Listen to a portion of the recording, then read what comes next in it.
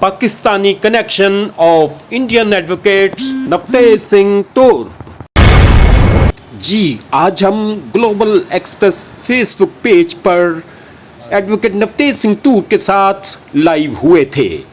उसी live interview का edited version global express YouTube channel के व्यूअर्स के लिए पेश है।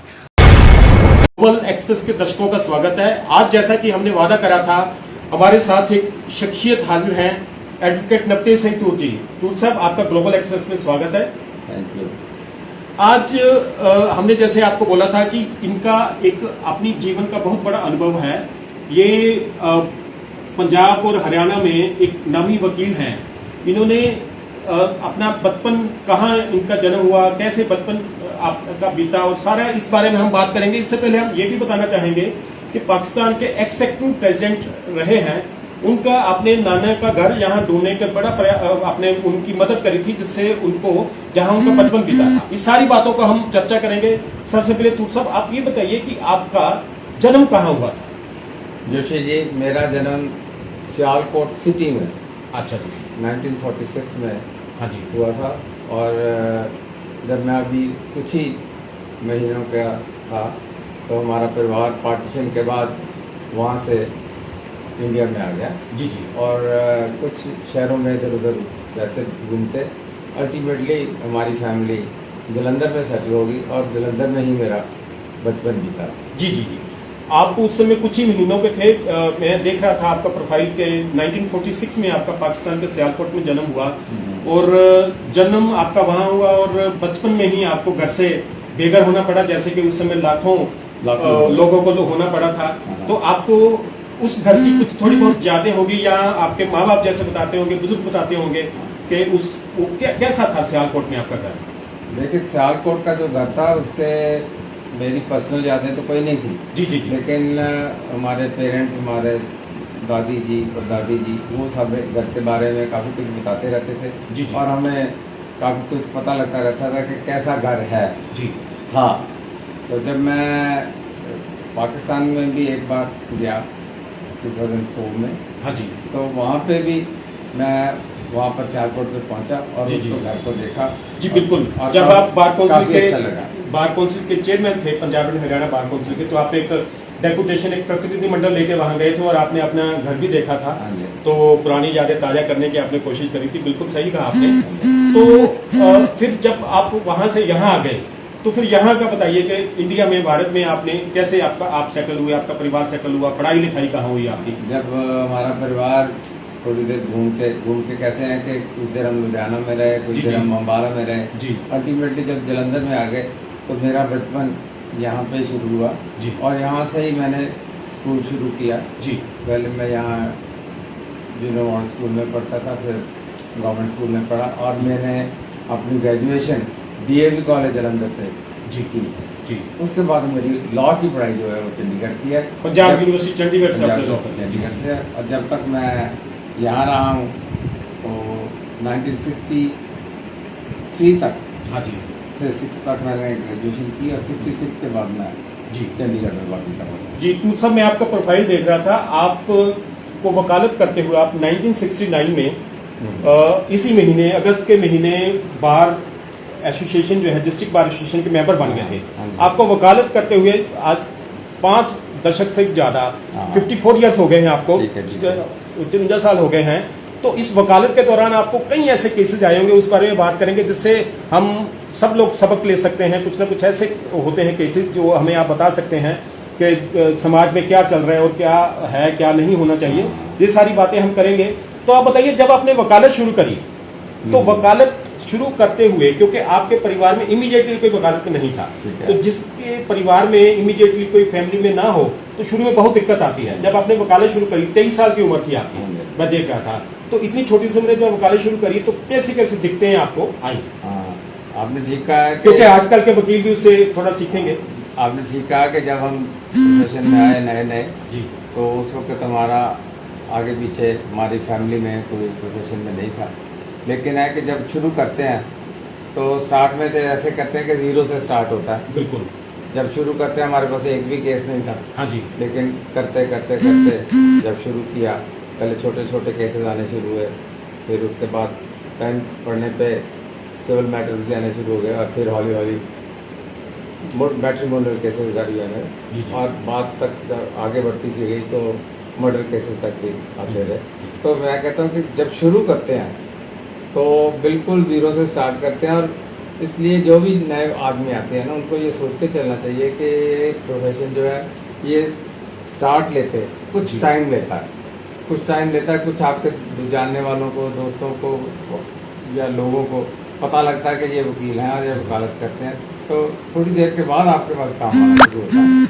शुरू में पहले दिन ही कोई सारी फाइलें लेके आपके पास नहीं आ जाएगा। जी जी, मतलब आपके कहने का मतलब है कि आदमी संयम बना के रखे, थोड़ा हौसला रखे बंदा, हाँ, बिल्कुल। फिर धीरे धीरे प्रैक्टिस चल पड़ती है, अपने आप चल जाती है। अपने आप चल जाती है। अपने आप बस मेहनत करें जी जी और ईमानदारी से काम करें। जी जी। तो कोई ऐसी बात नहीं है, हर किसी का काम बहुत अच्छा जी। चलता है। वकालत में तो आपका अपना नाम है, जैसे 54 ईयर्स हो गए आपको प्रैक्टिस करते हैं, ना केवल जलंधर बल्कि पंजाब हरियाणा में आपका एक रुतबा है इस प्रोफेशन में।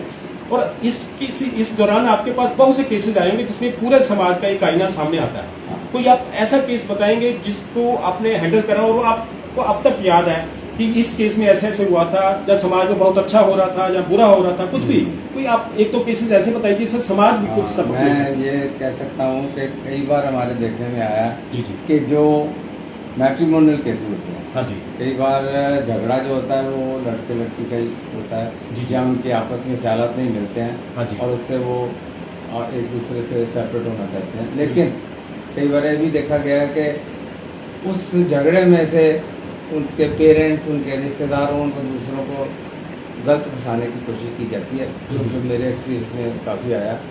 और जो ऐसा हो जाता है तो कई बार ऐसा महसूस होता है कि कई शरीफ आदमी या उनके फैमिली के आदमी जिनका कोई भी कसूर नहीं किया जा सकता, जी जी वो उनको भी बहुत कई बार नुकसान होता है। और ऐसे केसेस में हमारी कोशिश होती है कि उनको ज़्यादा से ज़्यादा रिलीफ दिलाया जा सके। जी जी जी, मतलब आप शायद इनडायरेक्टली ये कहना चाह रहे हैं कि जो इस समय आजकल कानून है वो एक, अगर वो बोलूं तो वो पुरुषों के थोड़ा सा हक में नहीं है, तो हाँ, वो कह सकते हैं मेल्स कि- को थोड़ा इसमें मतलब थोड़ा सा कह सकते तकलीफ हैं होती कि है।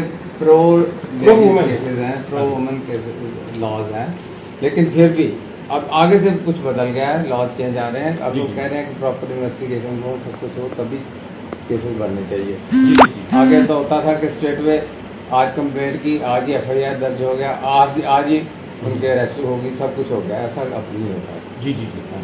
तो आप वकालत करते करते साथ में आप वकीलों की जो संस्था है जो एक जिले में होती है, डिस्ट्रिक्ट बार एसोसिएशन में, ये इसलिए थोड़ा इलेबोरेट करके बता रहा हूँ कि ताकि हमारे जो व्यूवर्स हैं, दर्शक हैं, उनको पता चल सके।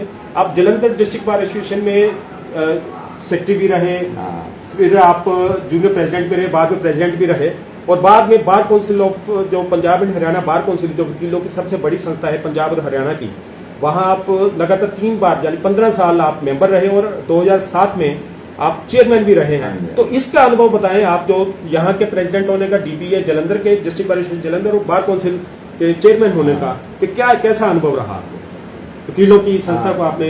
ऐसा है कि शुरू से ही मेरा कुछ शौक जी। वकीला की संस्था में आने का रहा, जी, जी। इसीलिए मैं जब आया ही तो थोड़ी देर बाद ही मैं एग्जीक्यूटिव मेंबर बन गया, जी जी फिर बाद में जूनियर वाइस प्रेसिडेंट बन गया, सेक्रेटरी बन गया, और फिर बाद में प्रेसिडेंट भी बन गया।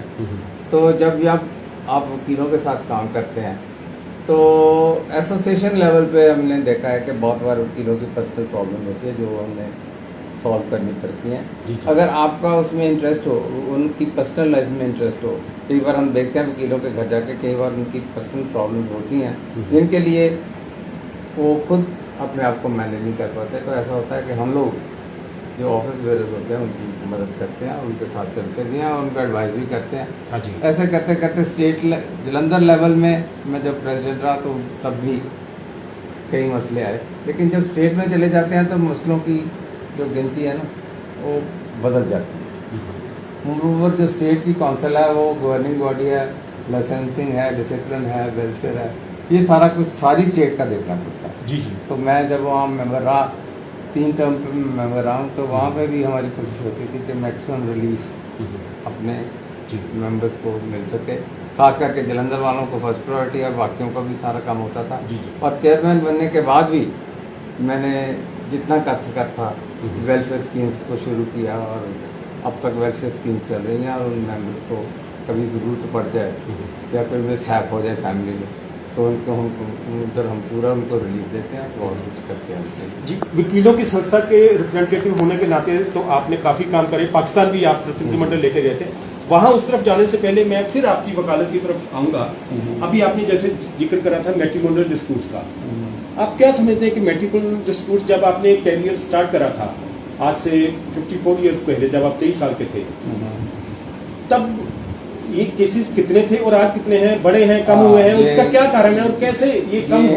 क्योंकि सोसाइटी इससे जानना चाहती है आपके अनुभव से। आपने ये ठीक कहा कि जब हमने काम शुरू किया था तो शायद सारे जलंधर में 10 मैट्रिमोनियल केसेस चलते होंगे। हमारे पास शायद उनमें से कोई भी नहीं था। हाँ जी, दूसरे वकीलों के पास थे, पर हमें पता था कि ऐसे मैट्रिमोनियल केसेस चलते हैं। मतलब पंजाबी जिन्हों कहते हैं टावा टावा ही केस होता है मैट्रिमोनियल। लेकिन in due course of time हमने देखा कि अब तो कोर्ट्स में बहुत सारे you can say 25% litigation matrimonial हो गई है।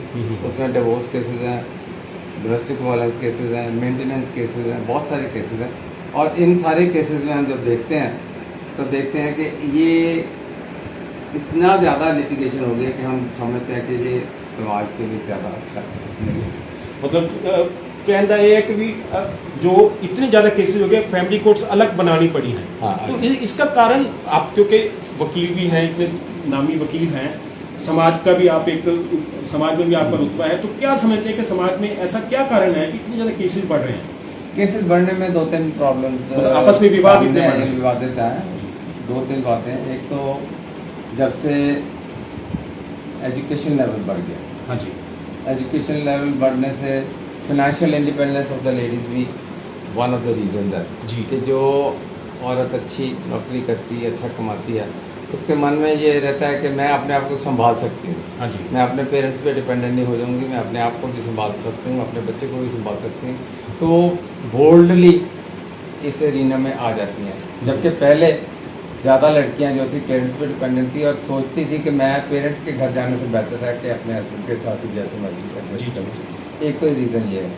दूसरा है कि पॉपुलेशन एक्सप्लोजन भी है। हाँ जी, तो जब पॉपुलेशन कम होगी तो लिटिगेशन कम होगी, जब पॉपुलेशन 10 टाइम्स बढ़ जाएगी तो लिटिगेशन भी 10 टाइम्स भी बढ़ेंगी। तो हम सोचते हैं कि एजुकेशनल फैक्टर और फीमेल की फाइनेंशियल इंडिपेंडेंस है, ये दो बहुत बड़े रीजन है मैट्रिमोनियल लिटिगेशन के बढ़ने। कितने न कितने ये भी कारण तो नहीं है, जैसे कहीं ना कहीं वैल्यूज की थोड़ा बहुत कम ज्यादा हुई हैं, क्योंकि पहले एक कहते सी जदों शादी होती थी तो लड़की के माँ बाप कहते थे कि तुम्हारा यहाँ डोली जा रही है, वहीं से अर्थी उठनी चाहिए, तो लड़की भी यही मानती थी।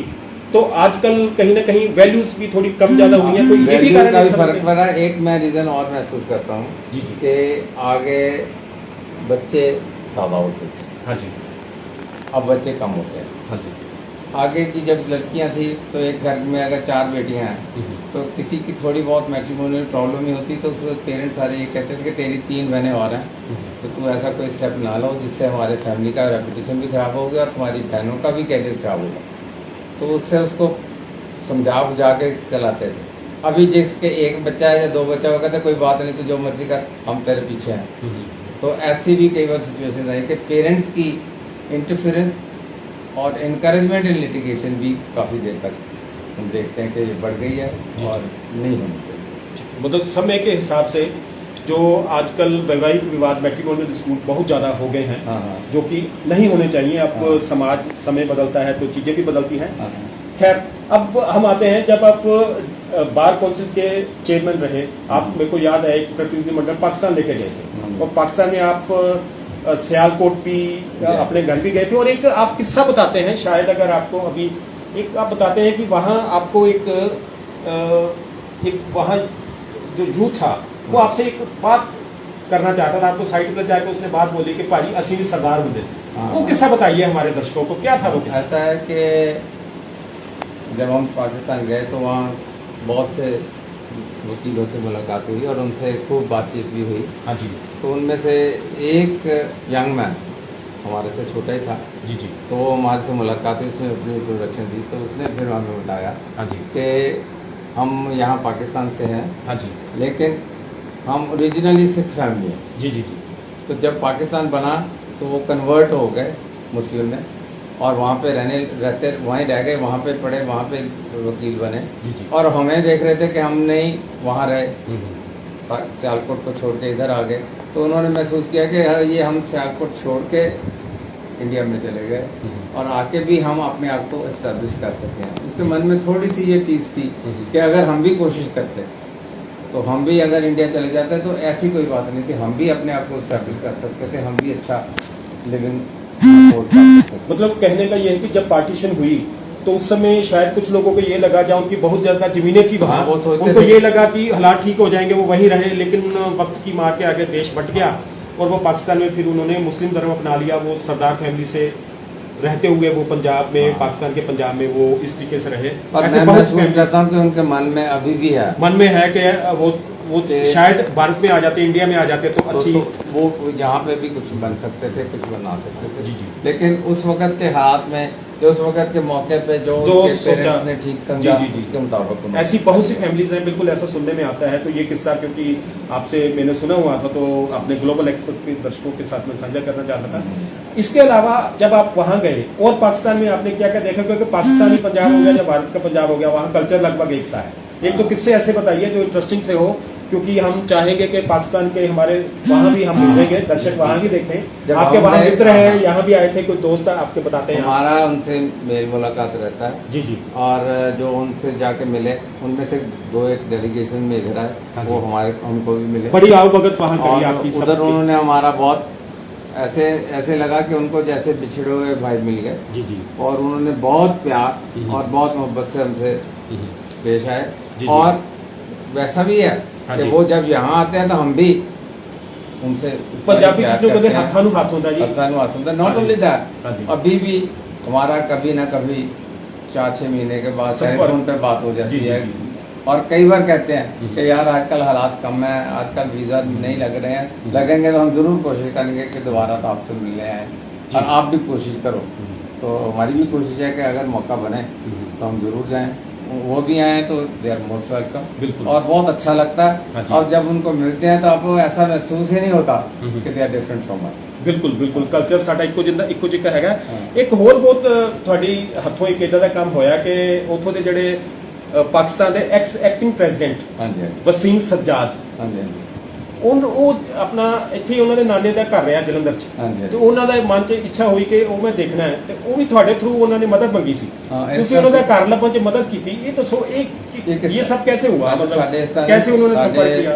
ਲਾਹੌਰ ਵਿੱਚ एडवोकेट्स ने, ਸਾਡੇ ਦੋਸਤ ਨੇ, हाँ जी। मीर ਉਹਨਾਂ ਦਾ नाम है, अच्छा, लाहौर में मीर नाम के वकील जो है आपके मित्र हाँ। आने जाने से बन गए। तो वो उनसे मुलाकात हुई। हाँ जी। तो जब उनके पाकिस्तान के वाइस प्रेसिडेंट कहा कि हम जलंधर जाना चाहते हैं, ex acting president Wasim Sajjad, हाँ जी, वो आना चाहते थे इधर। जो सुप्रीम कोर्ट के जज भी रहे। हाँ, तो उन्होंने कहा कि मैं चाहता हूँ कि मैं जलंधर जाऊँ और जलंधर में अपने निहाल का हाँ, जहाँ उनका बचपन बीता है, नान के नान के, हाँ तो जी। वो घर देख के आऊँ। जी जी, तो उन्होंने मेरे को संपर्क करा। संपर्क करा, मेरे को फोन पे उनका नाम पता एड्रेस का लिखाया कि इसमें मोटा मोटा एक मोटा मोटा लिखाया उनका कि exact कहाँ पता पे नहीं घर था। है, कौन से मोहल्ले में है, कैसा घर है, ये है वो। तो हमने कोशिश करके दौड़ भाग करके उसको ढूंढ लिया, जी जी जी, और ढूंढ के उनको घर को दिखा भी दिया, उनके आस पड़ोस से भी मुलाकात करा दी, जी, और जी। वो बहुत खुश हुए। बिल्कुल। हाँ जी, बिल्कुल। वो उनके नाना जी जो शेख मोहम्मद शरीफ, उसमें वो- जलंधर डिस्ट्रिक्ट बार एसोसिएशन के वो मेंबर पहले रहे। मेंबर है, बाद में वो हाई कोर्ट के जज। हाँ जी, पंजाब हाई कोर्ट लाहौर में लाहौर में जाके जज बन गए 1945 पार्टीशन के बाद। बिल्कुल। हाँ। तो मतलब उनका जब आपने घर ढूंढा तो उनके साथ बरिस्टर उनका बेटा अली सज्जाद भी आया था, हाँ, वो भी अली आया था। हसन सज्जाद, हाँ। बड़े खुश होकर गए थे। उनको बहुत अच्छा लगा कि हम ढूंढ पाए। ढूंढ पाए, और मेरे को याद है उन्होंने बोला था कि ताउम्र आपको याद रखेंगे, और वो इमोशनल भी हो गए थे अपना नाने की घर पे।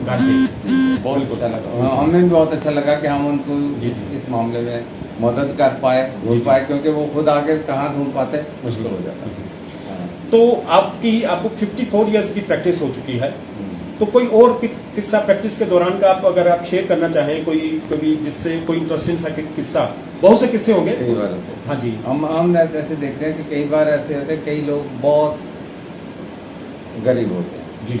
हाँ, आपने कई केसेस फ्री भी लड़े हैं। लीगल एड में भी हम काम करते रहे। कई बार ऐसा होता है कि वो अच्छे केसेस में फंस जाते हैं, हाँ जी, शायद गलती में फंस जाते हैं, या किसी कोई फंसा देता है या कैसा हो जाता है जी। कोई, तो इन हालात में बहुत बार देखा कि वो अपने आप को संभाल नहीं पाते।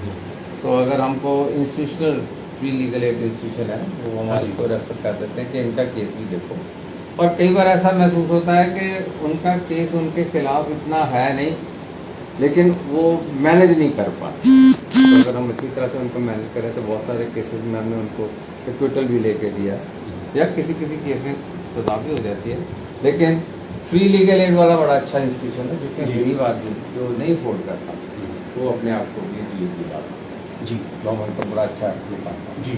तो आज आपने अपने वकालत के सारे जो प्रैक्टिस आपने करी 54 इयर्स की उसके बारे में बताया, और पढ़ाई लिखाई के दौरान बताया कि पैदा आप पाकिस्तान में हुए और 1 साल से भी कम उम्र में आपको यहाँ पर इंडियन पंजाब में आना पड़ा, बाद में जलंधर में सेटल हो गए।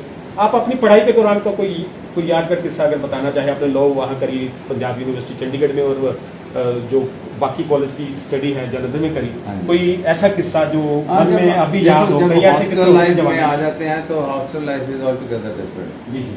यहाँ पे हम अपने घर में रहते थे, हाँ जी। ग्रेजुएशन बीए यहाँ पे डीन कॉलेज से किया, हाँ जी। लेकिन हॉस्टल लाइफ में जाके जब हम उधर रहे और ज़्यादा लोगों से मिलना, फुल डे फुल टाइम, सुबह से लेकर शाम तक रात तक इकट्ठे रहना, खाना पीना फिरना फिरना पढ़ना, तो ज़िंदगी की बहुत सारी चीज़ें, कुछ अच्छे तजर्बे कुछ थोड़े बहुत ख़राब भी, लेकिन जो तजर्बे होते हैं वो मैं कहता हूँ कि हॉस्टल लाइफ में जाके बहुत कुछ आपको सीखने को मिलता है और बहुत अच्छा रहता है। जी जी।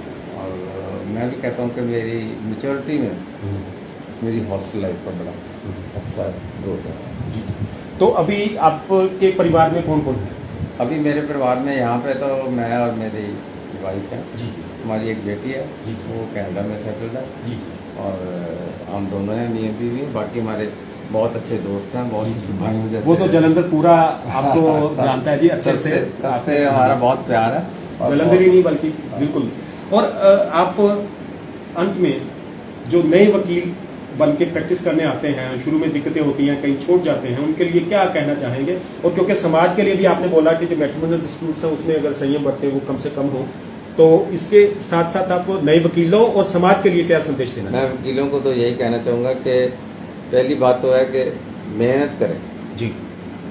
जो भी सब्जेक्ट उनके पास है उसको अच्छी तरह से पढ़ें समझें, और जहाँ पे ना पता लगे आपके पास आपसे सीनियर लॉयर, हम भी अपने सीनियर लॉयर से बहुत कुछ पूछते थे, बहुत कुछ सीखते थे, उनसे सीखें। और दूसरा है कि हौसले में रहें और ईमानदारी में रहें, आपका काम ज़रूर अच्छा बन जाएगा। और अच्छा काम ये है, ये वकालत का प्रोफेशन भी लोगों की सेवा का काम है। जो लोगों का नुकसान हो रहा है, जिन लोगों को ऑपरेशन हो रहा है, उनको हम लोग रिलीफ लाते हैं, मदद करते हैं, जी, जी। और उनको जो खुद अपने आप को नहीं संभाल पाते हम उनको संभालते हैं, उनको ज़िंदगी में अच्छा बेहतर करने की चांस देते हैं। एक सवाल अभी मैं वाइंड अप कर रहा था तो मेरे मन में आ गया, आप क्योंकि इतने सीनियर वकील हैं, आपके अंदर बहुत से वकीलों ने खुद प्रैक्टिस करी और आपके अंदर प्रैक्टिस करते करते कई वकील जो हैं वो जज भी बने हैं। हाँ, कितने वकील जज बने हैं ये भी बता दीजिए। चलो नाम तो नहीं लेंगे, वैसे लेकिन है कि नंबर हमारे साथ जो ये बड़ी खुशी की बात है।